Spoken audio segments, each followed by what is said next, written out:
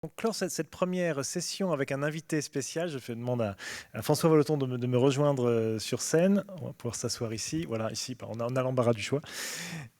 Et François est professeur ordinaire d'histoire contemporaine à l'université de Lausanne. Et je lui ai demandé, après cette journée qui est faite finalement, vous avez vu, de types d'applications assez différentes, des choses qui sont dans le monde professionnel, des choses qui sont dans le monde académique, que nous prenions un petit moment en fait pour clore avec une vision peut-être un peu plus long terme, un peu plus large sur ces dynamiques d'innovation dans les médias, mais vues sur un plan, on va dire, historique. Donc peut-être François, pour commencer, ma première question, c'est ce futur finalement de la presse, à quoi ça ressemblait dans le passé? Oui, d'abord, merci beaucoup pour l'invitation. Donc, oui, c'est toujours bien de faire un petit pas de côté historique, mais aussi un petit pas de côté peut-être par rapport à d'autres éléments documentaires pour réfléchir sur cette question qui est en filigrane finalement des débats. Quel est l'avenir de la presse? Alors, c'est intéressant de voir que cette question... elle s'est posée à plusieurs spécialistes, à plusieurs praticiens. Et je voulais évoquer deux exemples. Le premier, c'est un texte de Jules Verne. Vous connaissez Jules Verne comme romancier. Il a écrit une petite nouvelle qui est ressortie un tout petit peu de l'oubli ces derniers temps. Une nouvelle qui s'appelle « La journée d'un journaliste américain » en 2890. C'est un très très joli texte dont je vous recommande la lecture. Et il est intéressant, donc Jules Verne, on est à la fin du 19e siècle, et lui dit, voilà, il se projette en 2890 et il imagine une rédaction qui ne reposera plus sur l'écrit, mais qui reposera sur la communication orale. Donc c'est quelque chose d'assez intéressant pour les personnes qui sont habituées traditionnellement à acheter l'information de manière isolée, on pourrait dire au numéro.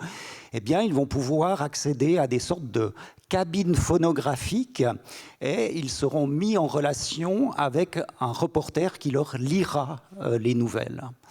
Et puis, les abonnés, qui évidemment ont droit en tant qu'abonnés à un service supplémentaire, eux, ils auront la possibilité d'avoir une information de manière plus rapide. Donc, dès le soir même, ils pourront avoir une communication avec un membre de la rédaction, mais en plus, ils pourront dialoguer avec lui et peut-être même avec un expert. Donc, je raconte cela parce que je trouve ce récit extrêmement intéressant. Il postule aussi que le reporter, plutôt le journaliste justement, ne soit plus un reporter, mais soit finalement simplement un collecteur d'informations qu'il retransmet oralement, donc avec une perte d'autonomie extrêmement grande et avec un enfermement dans le monde de la rédaction. Alors, je trouve ça très, très intéressant. Le but est évidemment pas du tout de développer cet aspect prémonitoire qu'on a porté à Jules Verne. Jules Verne est un véritable sociologue. Ce qui m'intéresse, c'est que justement, il met l'accent sur une transformation technique, qui est une transformation technique qui a été en fait ignorée ou passée largement sous silence par la plupart des analystes. La fin du 19e siècle, d'habitude, on la considère véritablement comme le règne de la grande presse, de la presse de masse, et une presse de masse qui est justement caractérisée par l'avènement du reporter, de celui qui va sur le terrain pour récolter de l'information.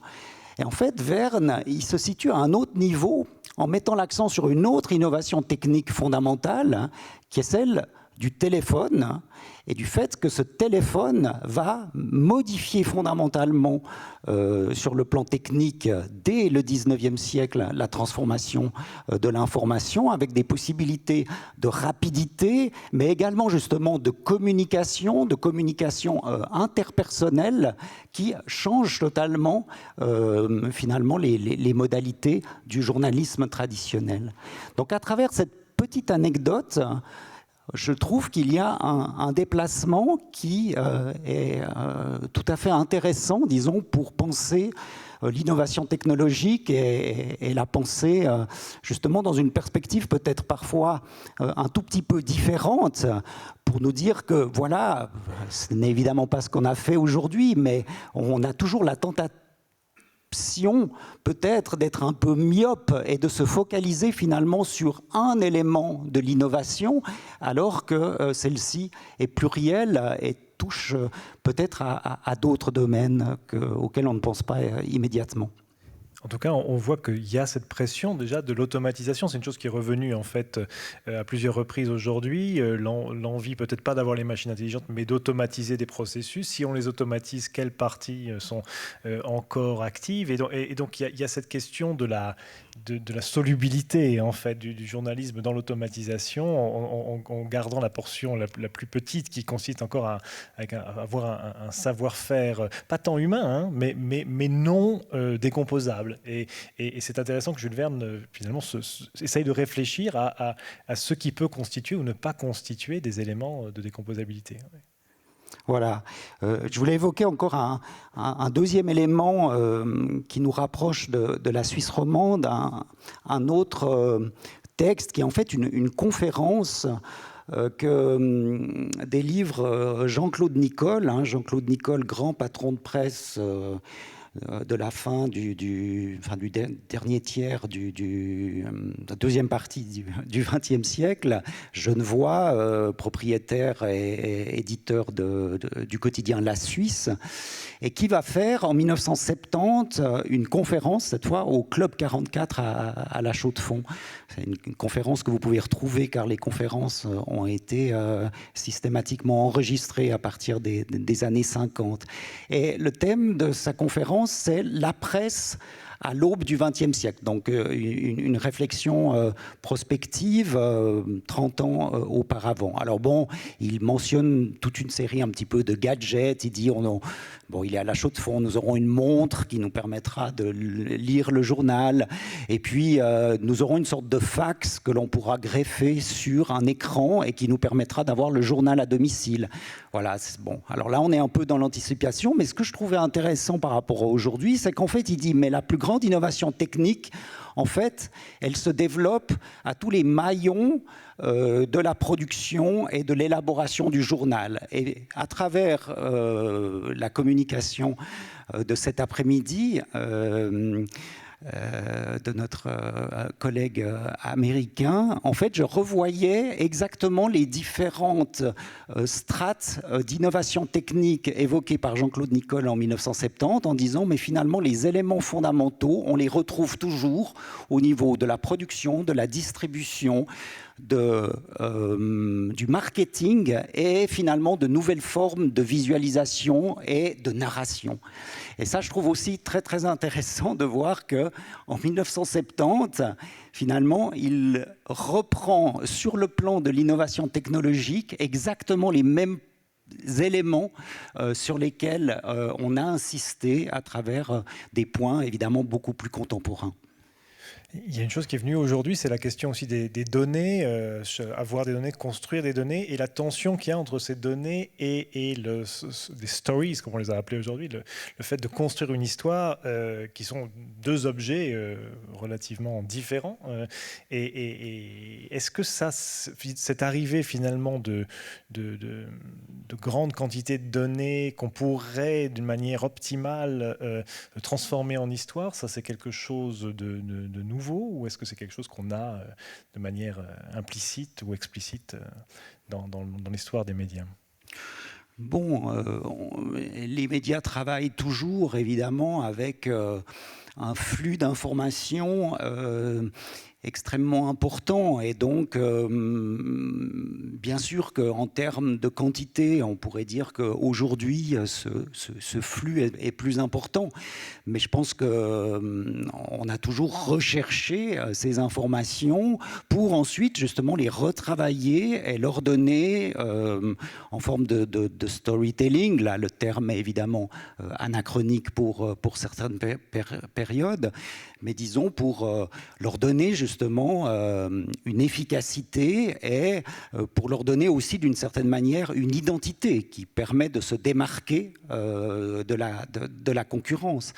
Et ça, c'est un élément aussi que je voulais souligner. C'est vrai qu'on essaye toujours de travailler un petit peu sur l'innovation technologique en essayant de la mesurer, de la quantifier, en disant, ben voilà, dans la période contemporaine, les transformations sont plus importantes parce que voilà, elles affectent des domaines qui sont beaucoup plus ouverts en ce qui concerne les modes de production et les modes de consommation.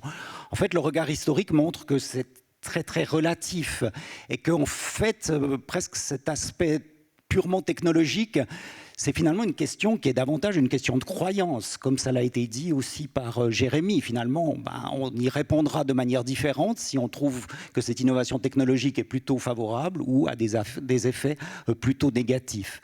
Mais en s'enfermant, disons, dans ces considérations, on risque d'oublier des éléments qui, en fait, me semblent les éléments les plus fondamentaux, à savoir les éléments sociaux et politiques, et les éléments économiques. Donc les éléments sociaux et politiques, dans la mesure où, pour moi, l'un des grands enjeux par rapport à ce développement de la presse, du journalisme, c'est finalement, est-ce que le journaliste reste maître d'une certaine forme d'agenda setting par rapport justement à cette information plurielle et diversifiée, par rapport à des phénomènes d'automatisation et par rapport à l'algorithme pour aller très très vite. Donc ça, c'est un enjeu évidemment important et qui fait que, qui donne l'identité même du métier de journaliste et que celle-ci, elle garde d'une certaine manière sa pérennité ou non. Et puis, il y a évidemment bien d'autres aspects sociaux et politiques sur lesquels il faudrait insister, liés tout simplement à l'autonomie de la presse. Mais je reprendrai juste l'exemple économique. Finalement, cet aspect technologique, il peut également engendrer comme risque, mais ce n'est pas propre à la situation directement contemporaine, qu'une logique de la demande devienne par trop prépondérante par rapport à la logique de l'offre et que finalement la production de l'information se fasse en fonction des attentes du public, des attentes du public qui seront en plus renforcées par un modèle économique où, d'une certaine manière, le message commercial ou le message publicitaire sera lié aux mêmes goûts et aux mêmes intérêts. Donc finalement, ça c'est un enjeu tout à fait fondamental.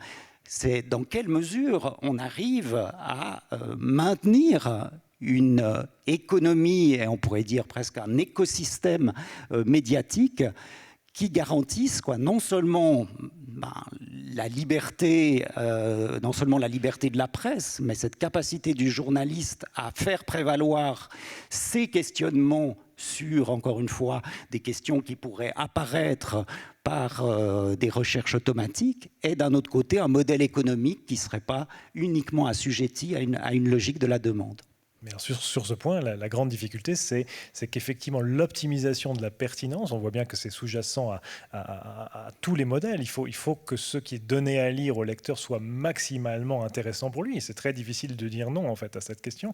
Elle conduit automatiquement, presque à la personnalisation, donner l'information qui est le plus important localement. On se fixe ici sur une personnalisation qui est géographique, mais on voit bien que, on l'a vu dans d'autres domaines, il y a possibilité de personnaliser selon un historique, selon un profil, selon des technologies qui sont de plus en plus pertinentes, certaines de la publicité, mais qui ici, en fait, s'appliquent non pas à de la publicité directement, mais à la pertinence d'un discours. Et il y a des formes justement d'automatisation qui permettent d'aller vers ceci. C'était implicite, je pense, sur tout ce qui s'est montré, sauf qu'évidemment, on perd, outre le risque peut-être intrinsèque sur le contenu en fait, que tu mentionnes, on perd aussi la référence commune. C'est-à-dire qu'on se retrouve dans une situation où le journal que je lis n'est pas le journal que tu lis, exactement, etc. Alors ça, il y a un enjeu sociologique de cette question. Ça, on peut plus se retrouver, comme on disait il y a quelques décennies, le lundi matin en comparant ce qu'on avait lu dans le journal, puisqu'on aurait lu des journaux différents. Mais on a vu dans le travail de Moderman en particulier, il y a un enjeu cette fois-ci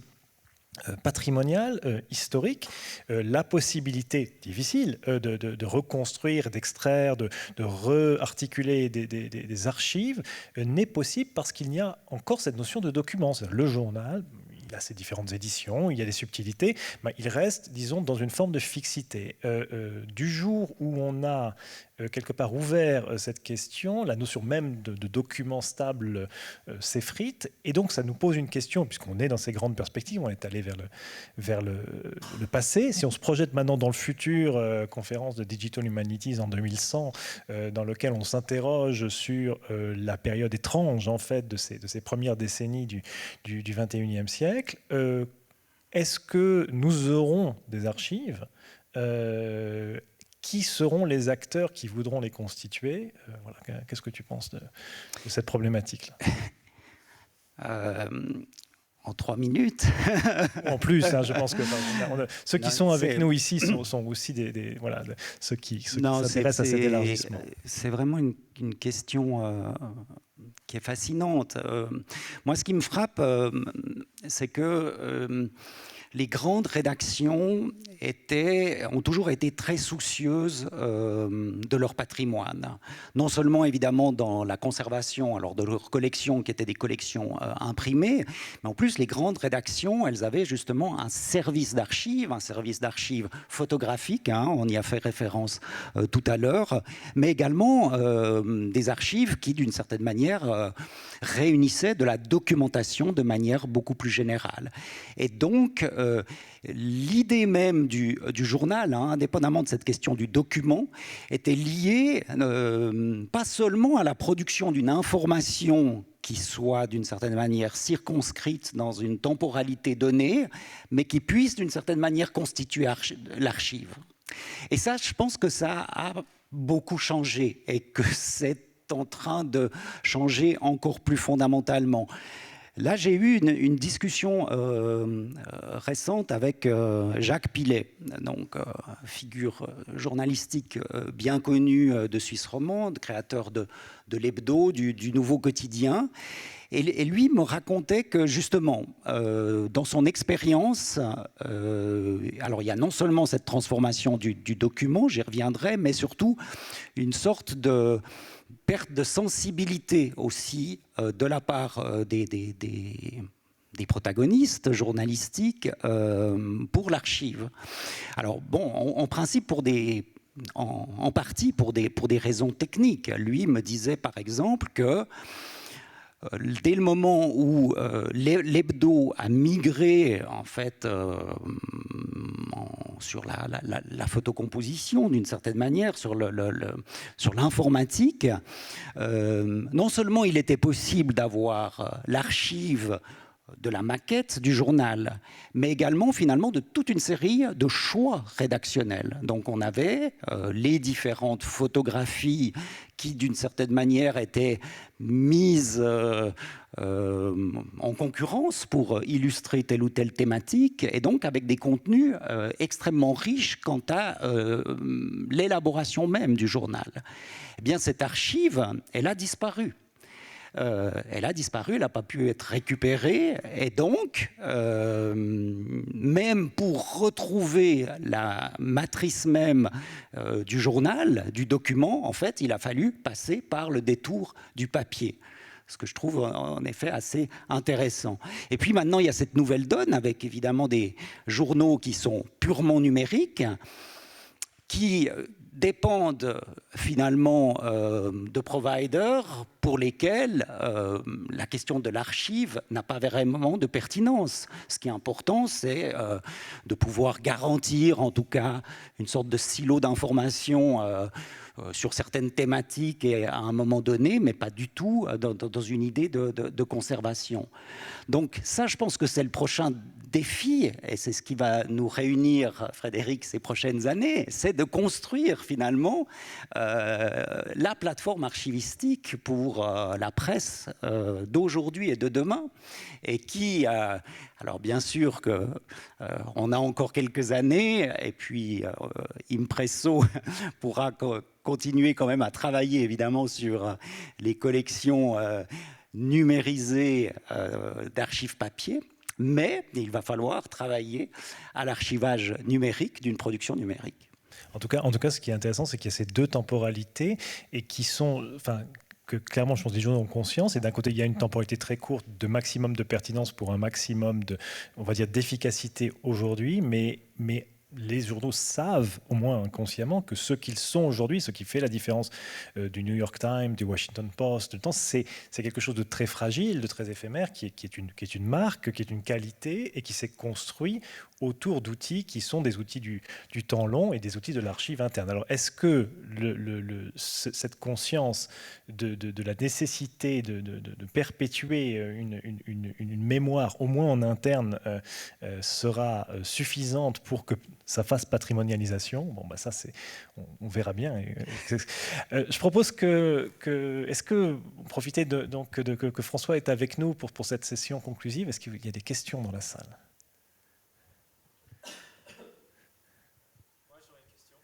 Oui. Ah oui, présentez-vous.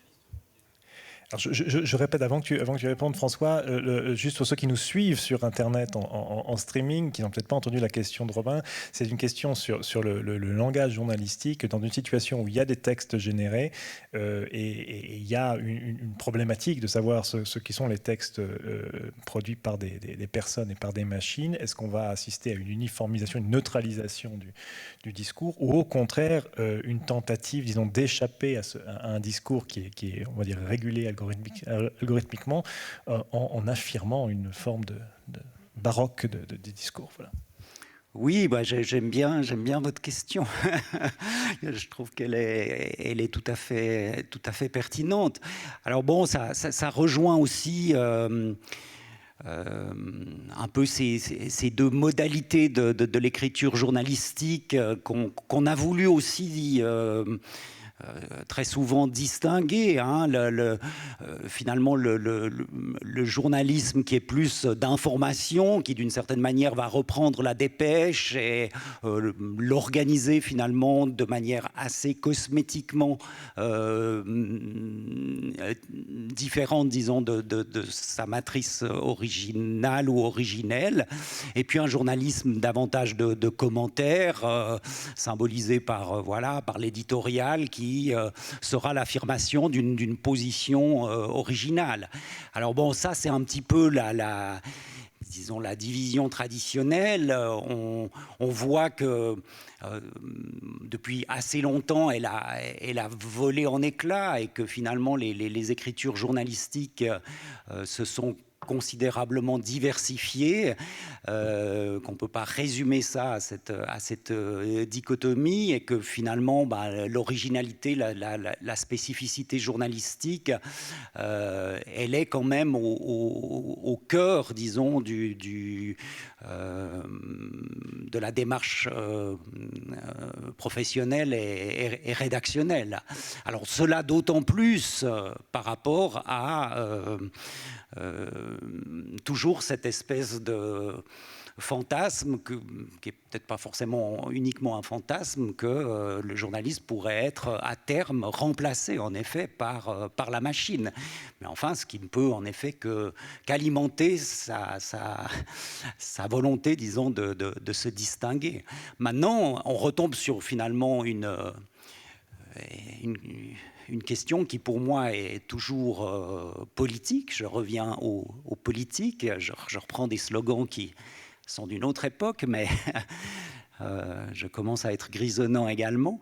Donc oui, tout cela est un enjeu politique dans la mesure où cette écriture aussi lisse et finalement l'effacement de l'aspérité journalistique, c'est quelque chose qui est dans un certain air du temps et qui est d'une certaine manière encouragé par un certain nombre de décideurs. Donc on en revient aussi à cette question. Enfin, comme vous, j'ai entendu un certain nombre d'hommes ou de femmes politiques disant ben voilà, le journaliste, il doit se limiter à finalement la mise en forme de dépêches. Alors voilà, de nouveau, pour moi, la question, elle est politique beaucoup plus que technologique. Est-ce qu'on a une autre question ? Oui.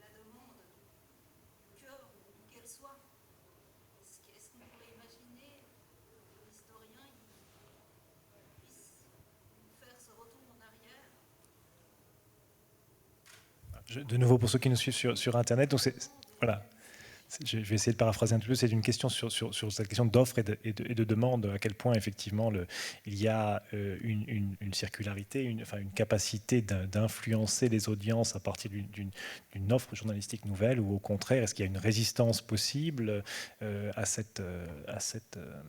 propositions, et voilà, quelle est la part déterministe. Bon, de toute manière, n'importe quelle production médiatique s'adresse à un public. Donc, cette question de la demande, elle est toujours essentielle. Et disons, une rédaction, un journal s'adresse à un public, va essayer de le toucher, pas forcément sur un étiage quantitatif qui soit le plus important possible, mais aussi par rapport à des segments de public. Donc là, je dirais qu'il y a rien de très neuf.